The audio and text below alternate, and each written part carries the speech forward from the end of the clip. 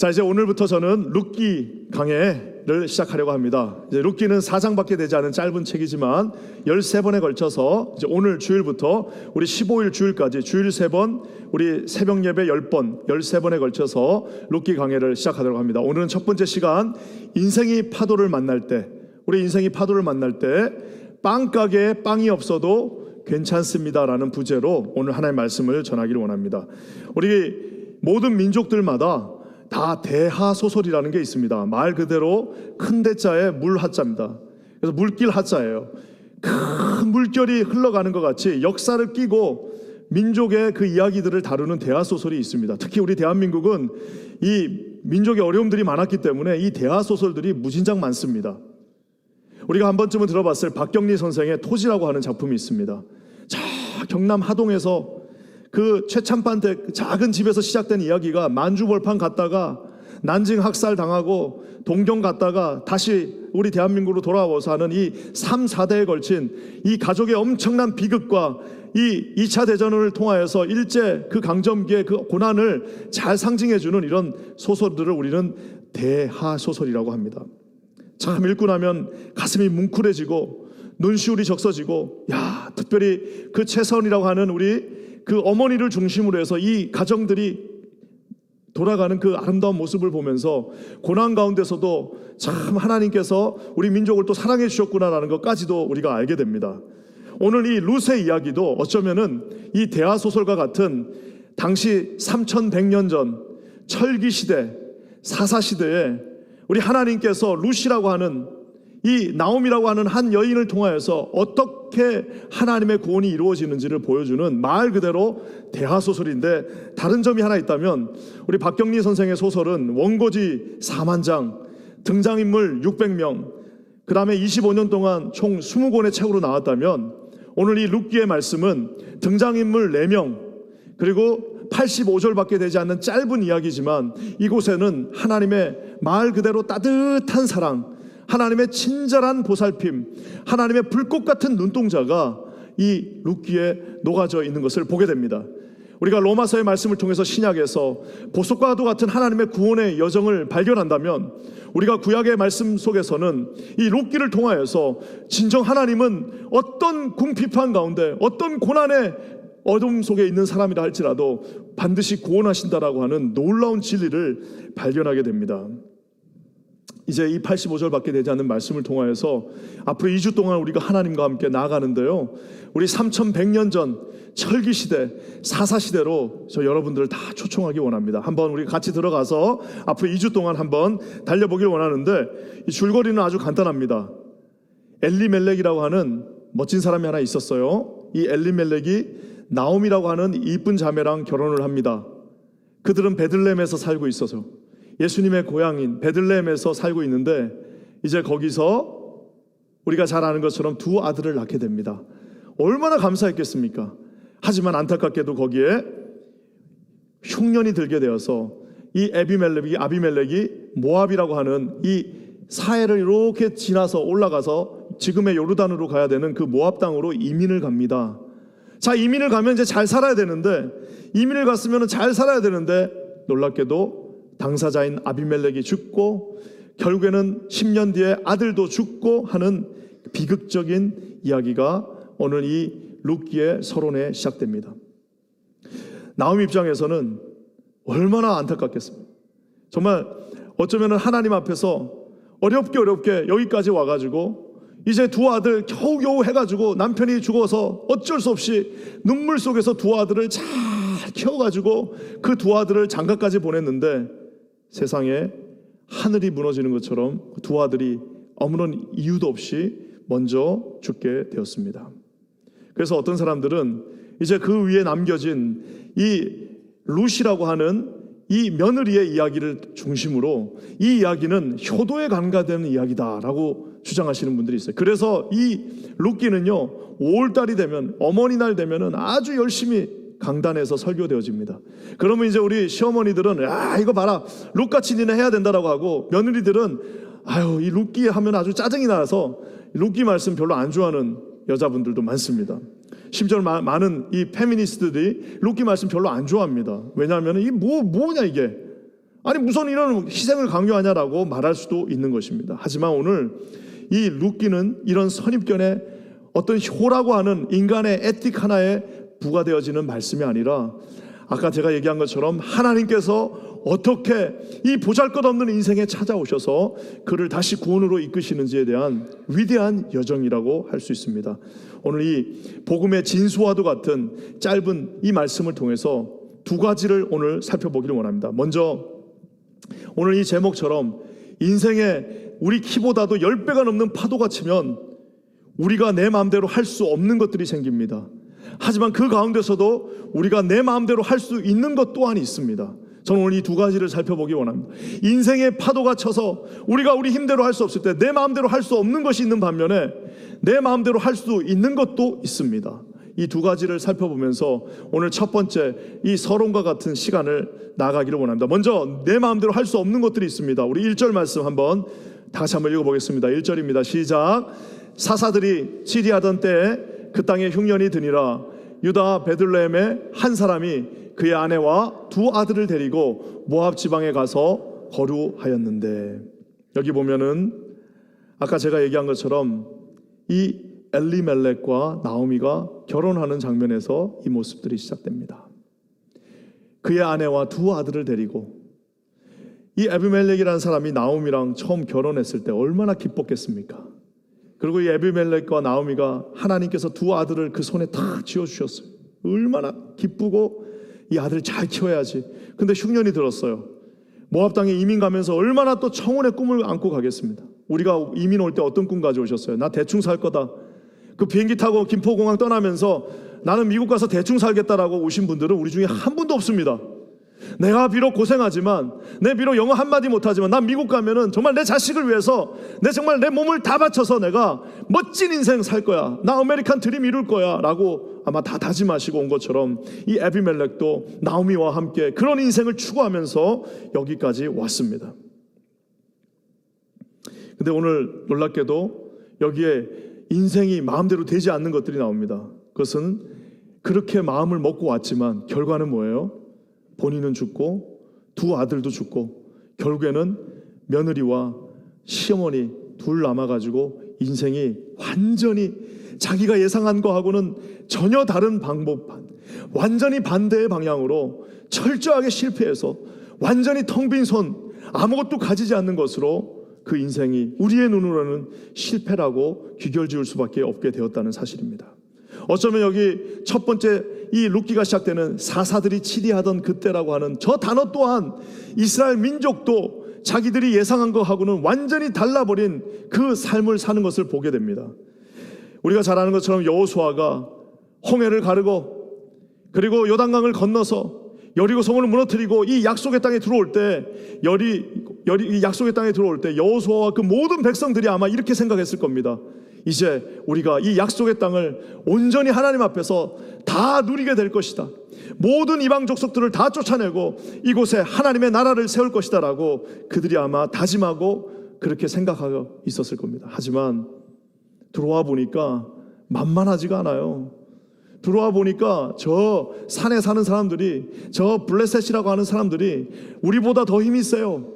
그러니까 결국엔 하다가 실패하고 몇 번 실패하니까 주저앉아 버리고 사사시대가 길어지면서 언제 하나님이 우리와 함께 하셨는지를 잃어버린 채 다 자기 소견대로, 다 자기 눈에 맞는 대로 해버리는, 정말 말 그대로 로울레스, 법이 없어지는 무법의 시대가 되어버린.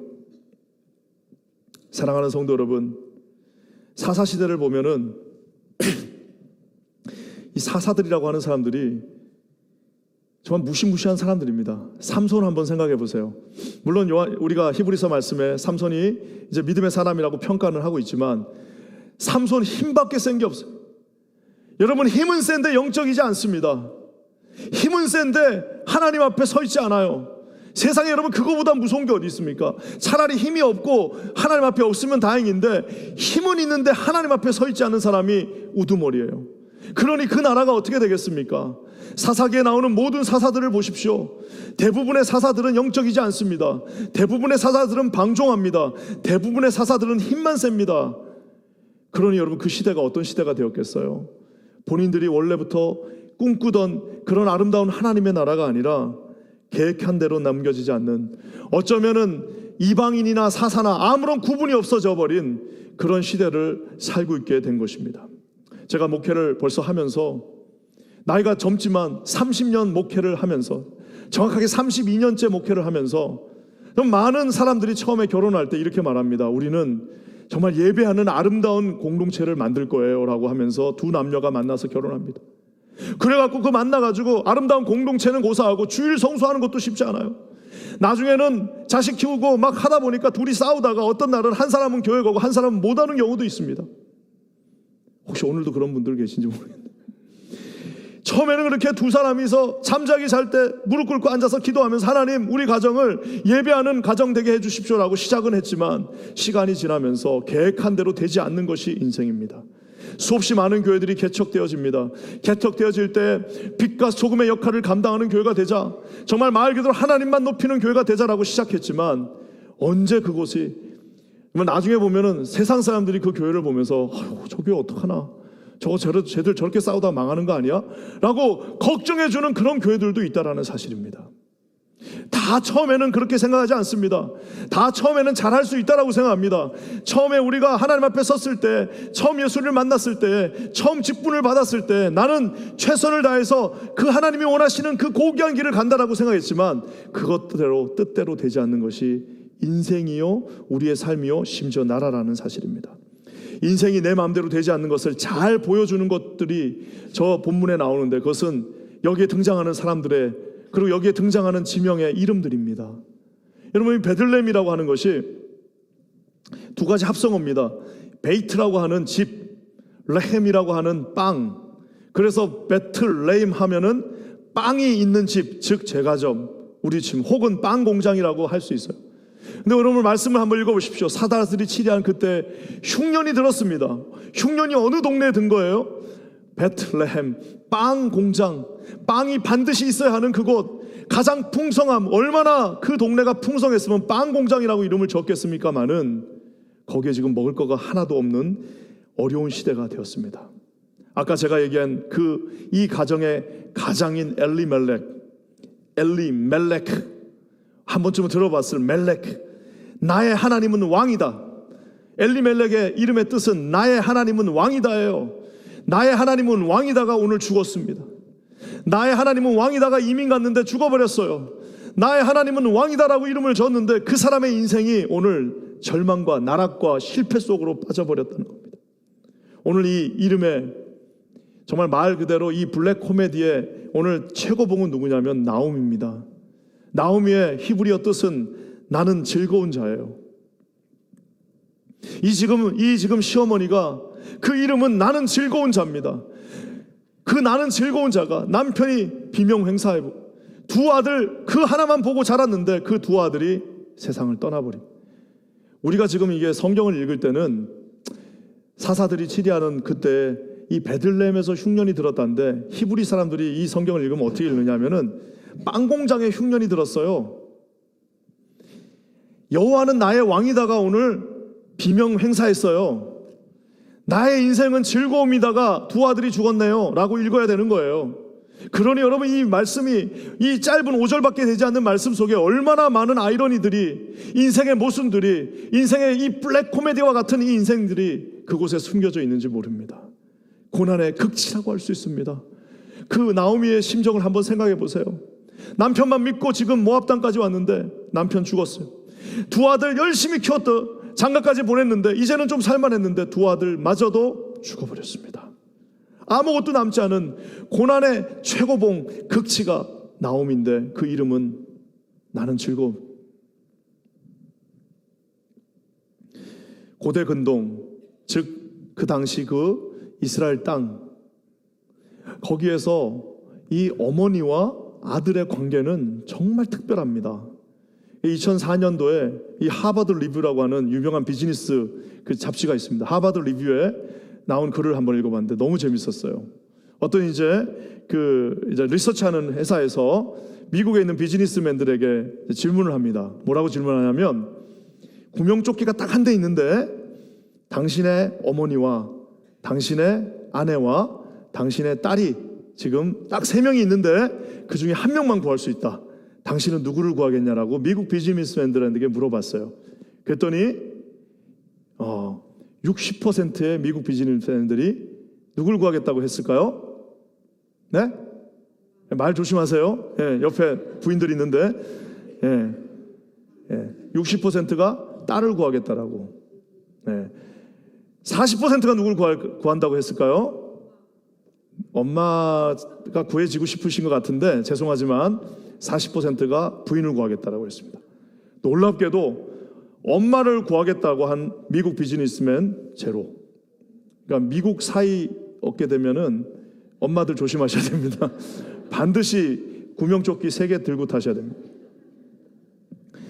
자, 이제 똑같은 질문을 사우디아라비아, 즉 고대 근동에 가장 가까운, 지금도 완전히 옛날 스타일로 사시는 그 비즈니스맨들에게 똑같은 질문을 했습니다. 당신 누구 구하겠냐 했더니 거기서는 놀랍게도 100%의 답이 나왔어요. 뭐냐? 엄마를 구하겠다는 거예요. 근데 그 사람들이 무슨 효심이 우리 대한민국 사람들 효가 있어서 그런 게 아니라 이 고대 근동 자체가 어머니가 뿌리예요. 어머니와 아들은 그래서 말 그대로 생명과 생명의 관계입니다. 절대로 넣어줄 수 없는 거예요. 생명과 생명의 관계입니다. 그 생명과 생명의 관계 속에서 두 아들이 사라져버린 것은 아무런 희망이 없는, 완전히 그 삶이 끝난 것을 표현해주고 있습니다. 사랑하는 성도 여러분, 어쩌면은 왜 하나님은 우리에게 이런 인생의 도대체 우리에게 좋으신 하나님은 왜 우리 인생을 이렇게 코미디로 만들어 버리십니까? 아니, 하나님은 내 이름 이렇게 멋지게 적어놓고 왜 내 이름답지 살지 못하게 만드는 것일까요? 하나님은 나에게 분명히 내가 미국 올 때 약속해 주신 약속의 말씀이 있는데 왜 내 인생이 이렇게 코미디가 되어버려서 사람들의 조롱을 받아야 되는, 어쩌면 다 무너져버린 이 삶 속에서 도대체 하나님은 나에게 뭘 원하시는 걸까요? 여기서 우리가 조심해야 될 것들이 하나 있습니다. 제가 이제 보통 이렇게 특사금철을 하면 이제 주석이라고 그러죠. 커멘터리들을 쫙 놓고 제가 실수할까봐 놓고 하나씩 그걸 다 공부한 다음에 이제 설교 준비를 합니다. 공부를 하는데 대부분의 커멘터리가 이 부분에 대해서 잘못 짚고 있습니다. 그건 뭐냐면은 이 대표적인 아주 대중적인 오류가 있습니다. 그것은 뭐냐면은 흉년이 든 이유는 이스라엘 백성들이 다 죄를 졌기 때문인데 그것은 맞는 얘기면서도 그렇게 일반화될 수는 없어요. 아브라함도 흉년이 들어서 애굽으로 갔습니다. 아브라함이 죄를 지어서 흉년이 든 게 아니에요. 하나님의 특별한 뜻이 있어서 흉년이 들었고 아브라함이 애굽으로 내려갔고요. 요셉이 야곱의 아들들, 자기 형제들과 다시 만날 수 있었던 이유도 흉년 때문입니다. 어쩌면 흉년은 하나님께서 주시는, 이렇게 얘기하면 뭐하지만 여러분, 우리가 코로나가 있었을 때 많은 사람들이 저건 하나님께서 우리를 치신 저주다라고 얘기하지만 사실상 여러분 그럴 수도 있지만 그것을 모든 사람한테 똑같이 적용하는 것은 그는 성경을 너무나도 무섭게 해석하는 거예요. 우리 하나님 절대 그렇게 무식한 분이 아니십니다. 니네 다 저주받아라 하고 하시는 분이 아니십니다. 오늘 엘리멜렉의 죽음을 어떤 사람들은 또 이렇게 말합니다. 그 가장이었던 엘리멜렉의 죽음은 약속의 땅인 베들레헴을 떠나서 모압으로 갔기 때문에 이 사람 죽은 겁니다라고 얘기하는 분들도 있어요.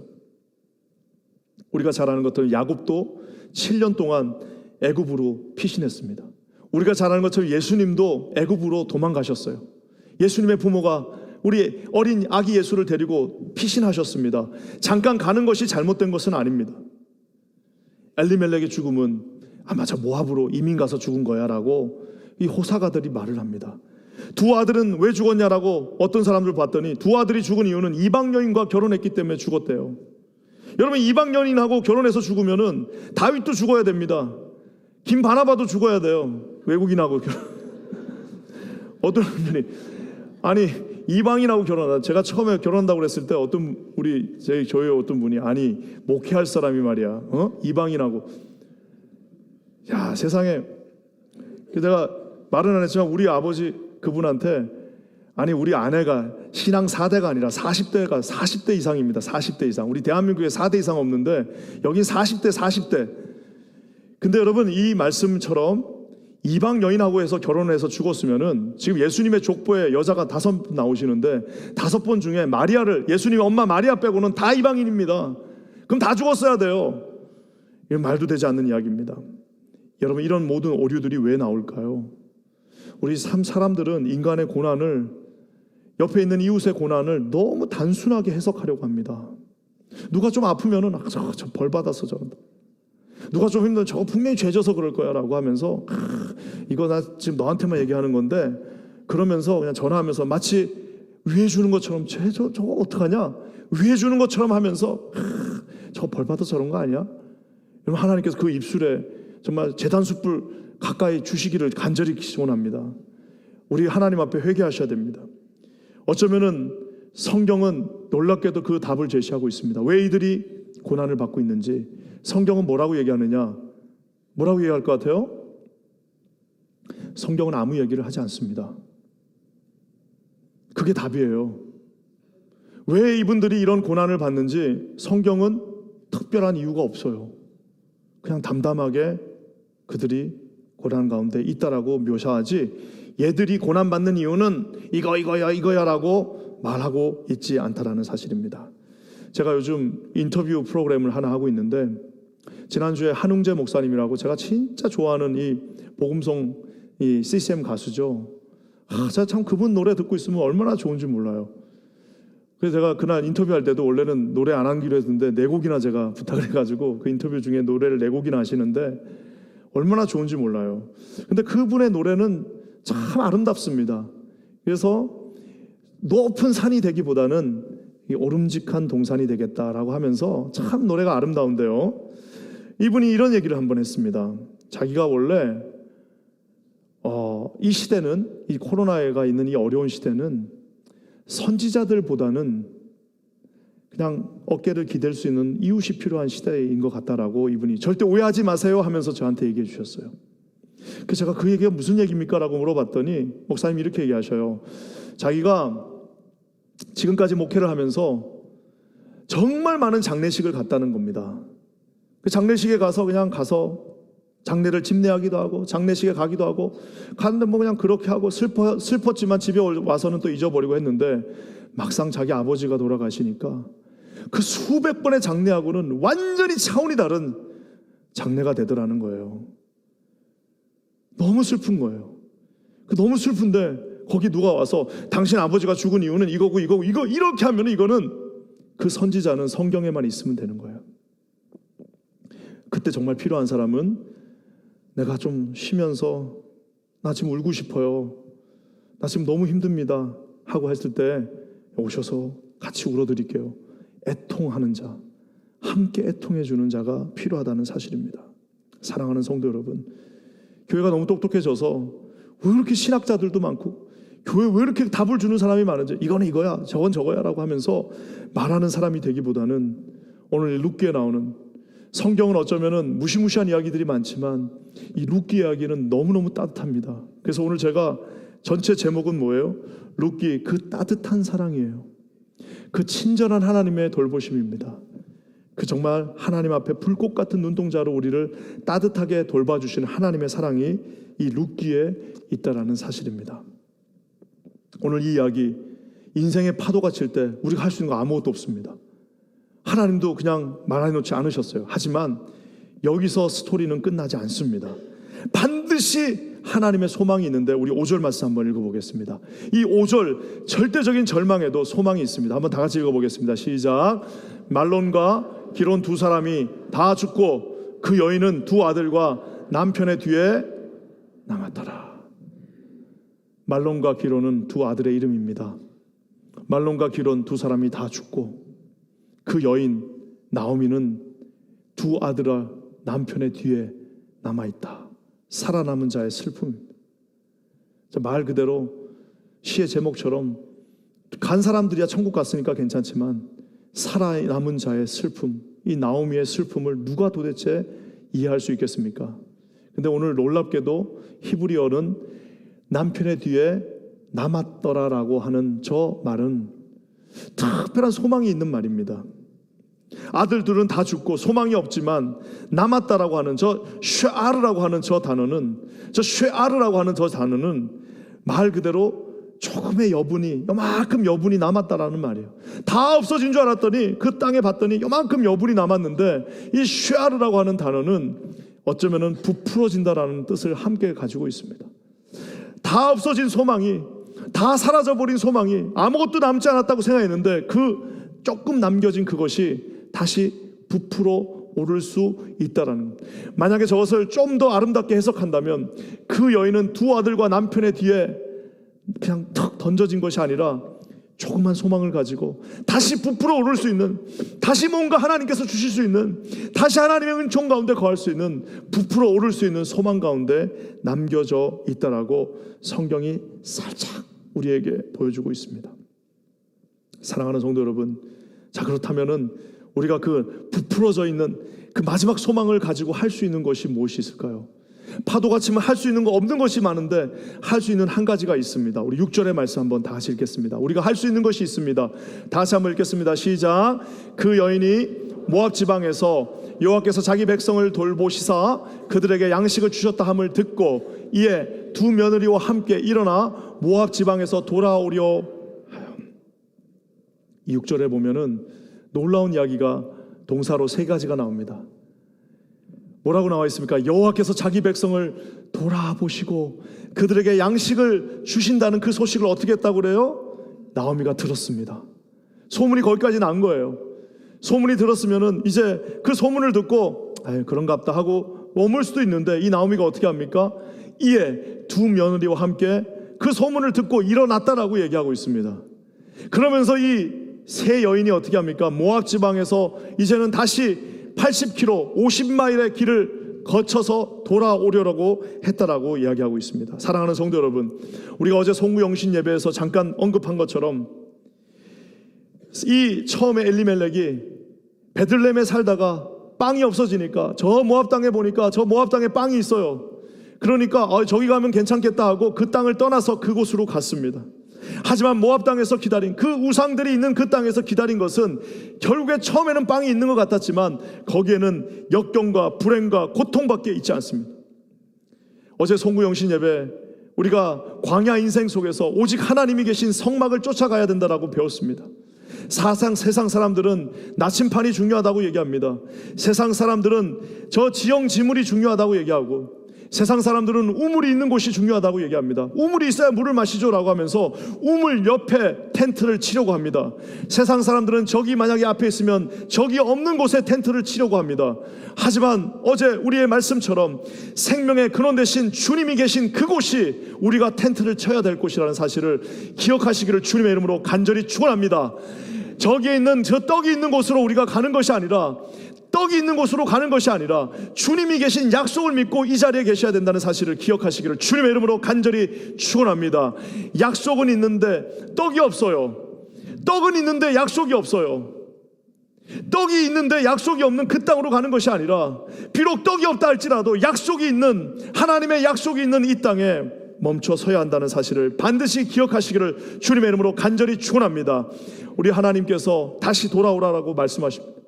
어쩔 수 없는 간 곳이지만 10년 동안 있었던 그곳이지만 두 아들을 잃고 남편까지 잃어버린 그 땅이지만 미련 없이 다시 돌아오라라고 말씀하십니다. 우리 7절 말씀 한번 다 같이 읽겠습니다. 다 같이 한번 읽어보겠습니다. 시작. 있던 곳에서 나오고 두 며느리도 그와 함께하여 유다 땅으로 돌아오려고 길을 가다가. 오늘 이 7절 말씀 아름답습니다. 있던 곳에서 그 떡을 약속했던 그 땅에서 그곳에서 떨떡 일어났습니다. 내가 살 길은 하나야. 내가 살 유일한 길은 다시 창피하지만 얼마나 창피하겠어요.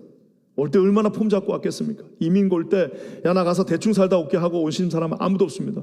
이민 가면서 나 이제 가서 미국 가서 떵떵거리면서 나중에 다시 돌아올 거야 라고 왔을 텐데 다 잃어버리고 아무것도 없는 다시 돌아가 얼마나 창피하겠습니까마는 오늘 나오미가 결정합니다. 있던 곳에서 일어나서 다시 돌아간다라고 말하고 있습니다. 주님이 기뻐하시지 않는 그곳에 머무는 것이 아니라 있던 곳에서 다시 일어나서 하나님께서 기뻐하시는 그 자리로 가겠다라고 말하고 있습니다. 사랑하는 성도 여러분, 이제 2023년에 새로운 태양이 빛나 오르고 있습니다. 우리에게 하나님께서 이렇게 좋은 날씨 주시고 이렇게 아름다운 성전에서 예배하게 하셨습니다. 2023년 이 룻기와 함께 여러분 벌떡 자리에서 일어나셔서 다시 잃어버린 하나님의 그 기도의 자리, 혹시라도 예배 장소가 무너졌다면 다시 예배할 수 있는 그곳, 다시 섬기는 그 자리로 돌아가시기를 주님의 이름으로 간절히 축원합니다. 사랑하는 성도 여러분, 어제 보니까 우리 세상의 중고등부들이 금식하면서 지금 30몇 시간 동안 금식을 하면서 토요일 아침부터, 금요일이군요. 금요일부터 와서 하루를 자고 여기서 금식하고 기도했습니다. 제가 처음에는 무슨 애들이 놀고 있나 하고 가봤더니 세상에, 내가 그 순서지를 보고 깜짝 놀랐습니다. 7번에 걸쳐서 예배드리고 말씀 보고 디보션하고 디보션 나누고 하는 것을 7번 동안 금식하면서 애들이 하는데요, 세상에 내가 깜짝 놀랐습니다. 야, 우리 자녀들의 수준이 여기까지 왔고, 이제 청년부는 또 70몇 시간 금식한대요. 사랑하는 성도 여러분, 우리 왕년에 대단했어. 예, 그건 왕년의 일입니다. 지금 기도하셔야 됩니다. 2023년을 기도로 시작하시기 바랍니다. 사랑하는 성도 여러분, 무슨 나라에서 엄청난 일을 해서 여러분을 부르지 않는 한은 다 여러분 없어도 잘 돌아갑니다. 여러분, 우리 함께 2주 동안 아침에 새벽을 깨우고 가급적이면 이 자리에 나오셔서 하나님 앞에 다시 기도하며 다시 하나님이 기다리시는 그 약속의 땅으로 돌아가실 수 있는 저와 여러분들 되시기를 주님의 이름으로 간절히 축원합니다. 엘리멜렉이, 나오미가 다 잃어버렸어요. 베들레헴에 떠난 이유는 빵이 없어서 떠났습니다. 세상 교회가, 우리가 세상 사람들한테 줄 수 있는 것이 있습니다. 그것은 바로 생명입니다. 이곳에 복음의 생명이 있습니다. 피 묻은 예수 그리스도의 복음이 여기에 있습니다. 우리 이거 나눠줄 수 있습니다. 마음껏 나눠줄 수 있습니다. 어제 2022년 회고 영상을 보았습니다. 어제 저녁에 송무영신 예배드리니까 회고 영상이 나오는데, 자, 얼마나 감사한지 모르겠어요. 2가지 감사했습니다. 진짜 많은 일을 했구나. 또 한 가지는 진짜 하나님이 우리를 축복해 주셨구나 라는 것들을 우리가 볼 수 있었습니다. 우리 하나님께서 계신 그곳에 떡이 있습니다. 그래서 우리 주님이 말씀하셨습니다. 우리가 지금 한 해 동안, 지난 한 해 동안 봤던 요한복음의 말씀에 관통하고 있는 하나의 메시지, 내가 생명의 떡이다. 어디 딴 데 가서 떡을 찾지 말고 내가 생명의 떡이다. 제자들에게 마지막 만찬에서 말씀하십니다. 내 살을 먹으라. 내 살을 먹어야만 너희들이 살 수 있다라고 말씀하신 그 주님은 결국엔 십자가에서 못 박혀서 자신의 살을 떼어주시면서 우리에게 구원을 약속해 주셨습니다. 사랑하는 주님이 이 자리에 계십니다. 사랑하는 성도 여러분, 정말 우리가 다시 2023년은 기도로, 이 코로나로 무뎌진 우리의 칼날들을 다시 갈면서 기도로 일어나시는 저와 여러분 되시기를 주의 이름으로 간절히 축원합니다. 우리 킨자님 교회, 그 기도하던 교회, 그 아름다운 기도의 열풍이 이곳에 다시 한번 일어나기를 간절히 축원합니다. 우리 사랑하는 모든 우리 젊은 부부들도 반드시 2사람 중에 1명은, 혹시나 가능하면 2사람 다, 그리고 이제 60대 이상 집에 가정에 다 떠나신 분들은 어떻게 한다고요? 예, 그분들이야말로 지금이야말로 기도할 때입니다. 하나님 앞에 이 기도의 자리에서 함께 모여 베들레헴, 하나님의 약속의 생명의 떡이 있는 이곳에서 올 한 해를 승리하실 수 있는 저와 여러분 모두가 되시기를 주님의 이름으로 간절히 축원합니다. 함께 기도하겠습니다. 하나님, 참 감사합니다. 우리 주님께서 약속하셔서 우리에게 이런 승리를 허락해 주셨습니다. 이제 아버지 하나님, 베들레헴의 하나님의 약속의 그 땅에 아버지 하나님 생명의 떡이 그곳에 있으며 결국은 우리 예수 그리스도가 그곳에서 태어나시게 되는 놀라운 것들을 보게 됩니다. 하나님 앞에 달려갑니다. 주님 앞에 돌아갑니다. 주님 앞에 다시 되돌아서 일어나서 그곳을 향해 달려갈 때에 우리에게 그러한 축복으로 더하여 주시옵소서. 사랑하는 성도들, 2023년 새해가 시작되었습니다. 하나님의 한량없는 은총으로 함께하여 주시고 생명의 약속과 생명의 떡과 생명의 놀라운 그 축복이 이 자리에 있음을 깨달아 하는 저희들 되게 하여 주시옵소서. 그러한 놀라운 일을 이루실 주를 찬송하며 예수님의 이름으로 간절히 기도합니다. 아멘.